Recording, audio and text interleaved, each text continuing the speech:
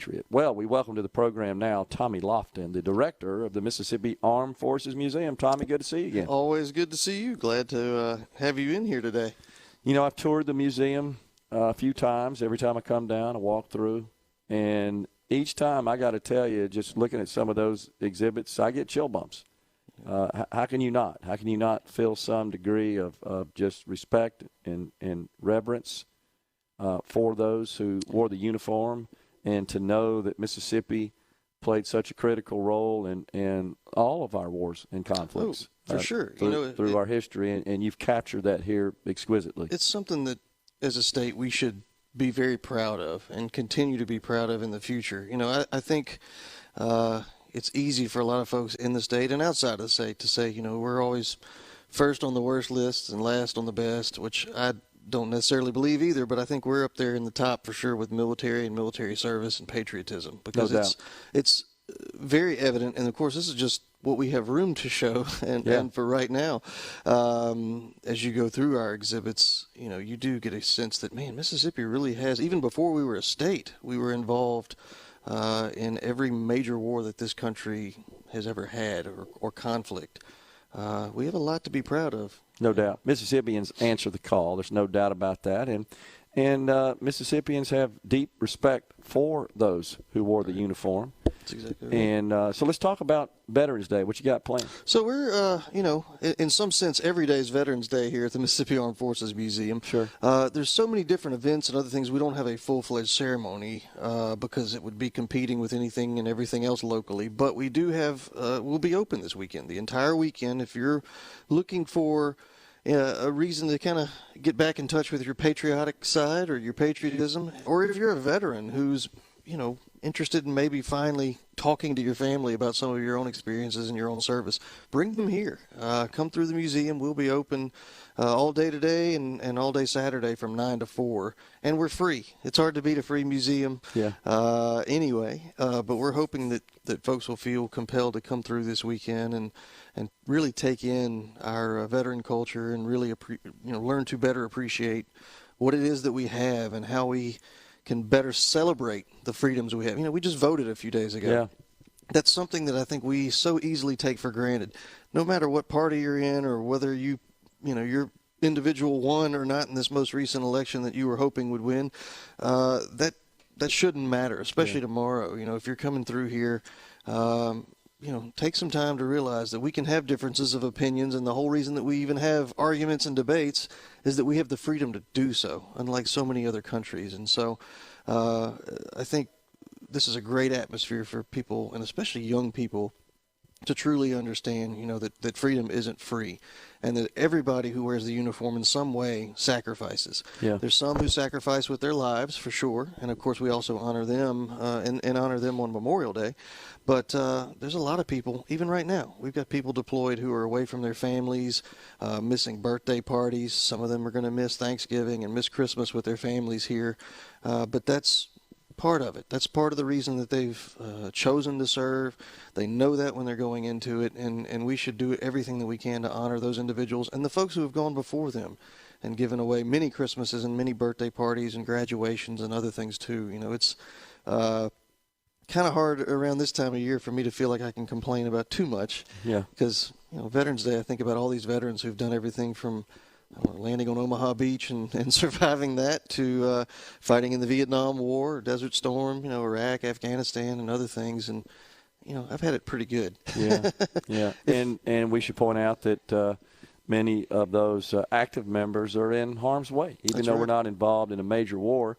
And a follow-up I wanted to do on your comment about young folks and how I think it's important for them to tour the museum and learn from it, and its many fantastic exhibits and just the information, is that fortunately we've had peace for a long time. So these wars that are chronicled here, that are featured in the exhibits, all occurred before many of them were born. That's true. I mean, most of the school groups that we see come through here now have no direct memory of even 9/11. Yeah. You know, something that I know you remember where you were that day. Yeah. I remember Yeah. when we saw the footage. They have no concept. What was actually kind of funny, we had an elementary school group here recently, and one of the chaperones is a veteran, and he was coming through, and his daughter looks up and says, "Dad, you were in Iraq." "Isn't that right?" And he said, yeah, baby, I was in Iraq. And she goes, "Wow, you're old. Y'all are in a museum." It was kind of a funny conversation. And of course, he, I think he awesome. just sort of smiled and nodded his head. I mean, what else do you say? But she was a third grader, if I remember correctly, and maybe a fifth grader. I believe she was a third grader. And it, at least that sort of started to resonate and open up questions. Even standing right there on the other side of this wall, I guess for the first time it probably clicked that this is something important. And so, for us, it's easy to also think that, young people don't care about this or care about the country or the military or whatever.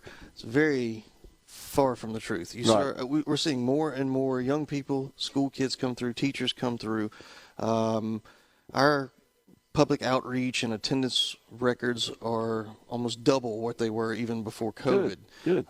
Which has been great. And it's encouraging to see so many more young people getting involved or engaged, even on social media and other things too. So no, we're here. We're hopeful that people will come and will learn and know that they do have access to the Mississippi Armed Forces Museum. Even though it's here at Camp Shelby, we're open to the public. Again, 9 to 4, Tuesday through Saturday. Stop at the Visitor Center outside of Southgate, have your ID scanned, and come right on post and come see the museum. Yeah, pretty easy. Absolutely. Encourage everyone to do it. They will not be disappointed, I can assure you.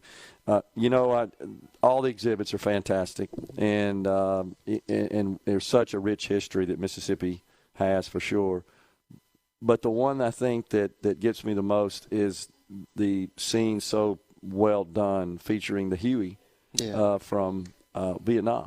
Because I remember that growing up. The first time really you had scenes from war being broadcast on television every night, on the nightly news. And, I mean, the Huey kind of symbolizes Vietnam if you think about it.